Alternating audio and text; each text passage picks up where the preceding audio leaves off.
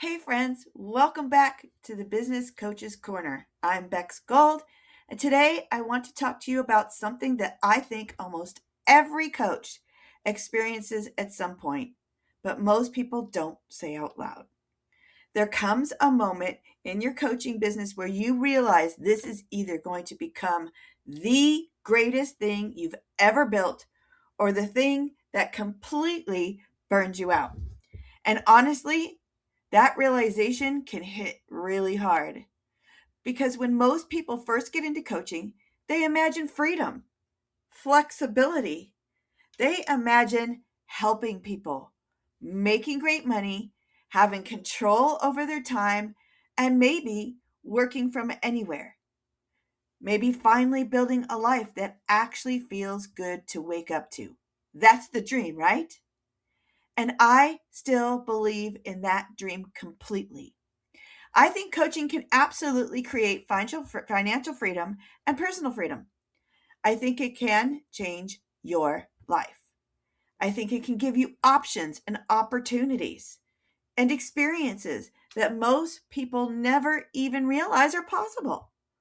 But I also think people accidentally build themselves into a corner without realizing it. And I've seen it happen over and over. A coach starts getting traction, a few clients come in, then more clients, then more responsibility, then suddenly they're answering messages all day, jumping on calls nonstop, emotionally exhausted, undercharging, overwhelmed, and secretly wondering, why does this feel heavier than I thought it would? And the worst part is usually the answer they think is to work harder. That's the trap. Because coaching is one of the few industries where caring deeply can actually become dangerous if you don't build the proper structure around it. You care about your clients. Of course you do. You want to help people. You want them to succeed. But if you don't create boundaries, sorry, and systems and pricing that support your life, eventually your business starts to consume you. I remember there was a point in my own journey where I realized I had accidentally created a business that depended entirely on me being available all of the time. And at first, that felt exciting. People wanted my help. Clients were coming in. Things were growing. But then one day, I caught myself feeling stressed every time my phone buzzed. That is not freedom. Let me tell you, babe, it's not. And I think a lot of coaches stay stuck there because they confuse being needed with being successful. Those are not the same thing. If your business only works when you are constantly working, constantly available, constantly emotionally carrying everybody else, then eventually something breaks. Usually it's you.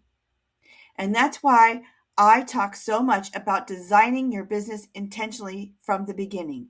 And even if you're not at the beginning right now, you can still do it. It's just easier in the beginning. So hopefully you're not exhausted or your schedule isn't in chaos, but if it is, we're going to pretend it's the beginning. I think one of the smartest things a coach can do is decide what kind of life they actually want before they build the business around it. Because most people do the opposite.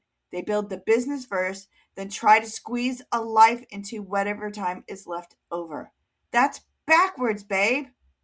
So if you're already there, you're going to rebuild from scratch. If your dream life includes freedom, travel, flexibility, family time, peace, adventure, financial stability, or simply waking up without anxiety every day, then your business model has to support that. And that starts with pricing. I know some people get uncomfortable when we talk about money, but honestly, pricing affects almost everything in your coaching business. Your pricing affects how many clients you need, how much emotional energy you expend, how much time you have, how deeply you can serve and how sustainable your business actually becomes. That's why I believe coaches need to determine their coaching fees before they ever sign a contract with a client. Not during the call, not emotionally, not based on guilt, not based on fear, before. Because when you don't know your pricing beforehand, something strange happens. You start reacting emotionally to every conversation. A lead gets on a call and says they're struggling financially, and suddenly you start negotiating against yourself in your own head. Or somebody sounds excited and you lower your price. I mean, hello? Because you're afraid that they're going to say, no, they're excited. Don't lower your price.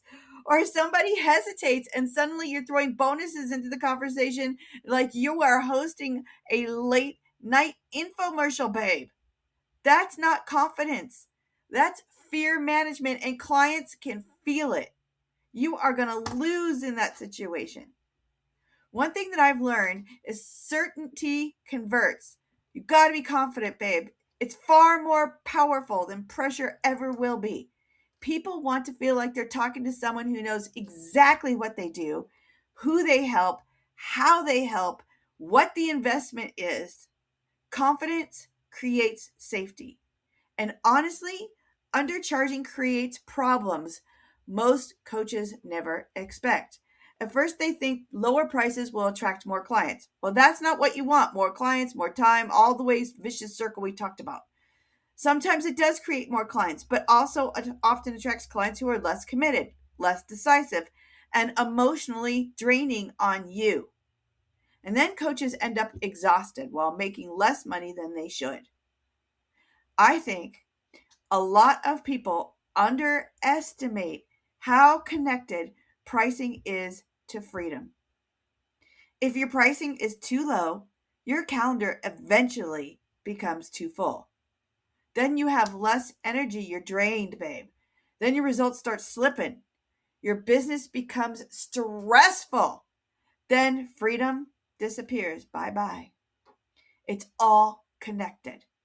And I think this is especially important for people transitioning into coaching from another career, because I see it happen all of the time. Someone leaves corporate or a business or leaves a job because they want freedom, and then immediately rebuilds another stressful full-time job in coaching because they never stopped to design the business properly. You are allowed to build this differently. You are allowed to build a coaching business that supports your actual life. And honestly, I think lead generation becomes much easier once you stop operating from desperation. That's another thing people don't talk about enough. If your pipeline feels inconsistent, you start emotionally attaching yourself to every single lead that comes in. And when you desperately need every lead to convert, your energy changes. You start overselling, over explaining, you're panicking, you're over talking, you're over giving. And suddenly the sales conversation feels heavy instead of natural. The best discovery calls usually feel calm.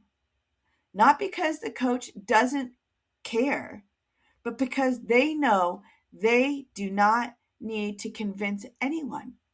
They know their value. You should know your value. You got to know your process. You know the results that you create. And you know another opportunity will come if this one is not the right fit. That changes your entire presence. And honestly, strong lead generation is usually much simpler than people make it. You do not need to become an internet celebrity. Thank goodness. Because if one more person tells exhausted business owners they need to post 6 motivational dancing videos a day to get clients, I may personally throw my phone into the lake. I live at Lake Tahoe, so the lake is right there. Real lead generation is usually built through trust, through conversations, through referrals, through strategic partnerships, through consistency, through becoming known for solving a real problem, not through screaming louder than everyone else online. And I think this matters because coaching clients are not usually looking for the loudest person. They're looking for the safest person, the clearest person, the most trustworthy person, especially in business coaching. People are investing real money, real dreams, real fears, real goals. They want leadership, and leadership is quiet sometimes. Leadership is certainty. Leadership is structure. Leadership is clarity, not constant hype. I also think one of the biggest shifts happen when coaches stop selling sessions and start selling outcomes. Clients don't actually want 12 coaching calls. They want what those calls create. They want more revenue, more net profit, more confidence, better systems, less stress, better leadership, more time, better results. That's what they're buying. And when you understand that your entire business changes, your messaging changes, your conversation changes, your pricing changes because you stop thinking, how many hours am I giving? And you start thinking, what transformation am I helping my clients create? That is a completely different mindset.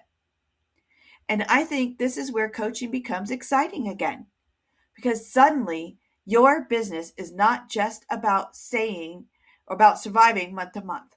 It becomes about building something meaningful and scalable and sustainable, something that supports your future instead of draining it. I want you to imagine something for a second. Imagine waking up in a business that actually works, not just financially, emotionally. Imagine knowing your pipeline is healthy, your pricing is solid, your clients are aligned, your systems are working, and your life actually has space in it again. That's possible, but it requires intentional decisions. It requires treating your coaching business like a real business instead of a collection of random opportunities. And honestly, I think this is the moment where everything changes for coaches. The moment they stop asking, how do I get more clients? And start asking, how do I build a business and a life I actually want? That's the question that changes it all. Because the goal is not just to become successful, the goal is to become free.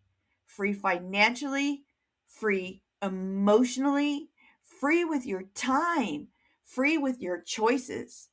That's what we're really building here. Not just a coaching business, we're building lives. This is Business Coaches Corner. I'm Becs Gold, and I'll see you in the next episode.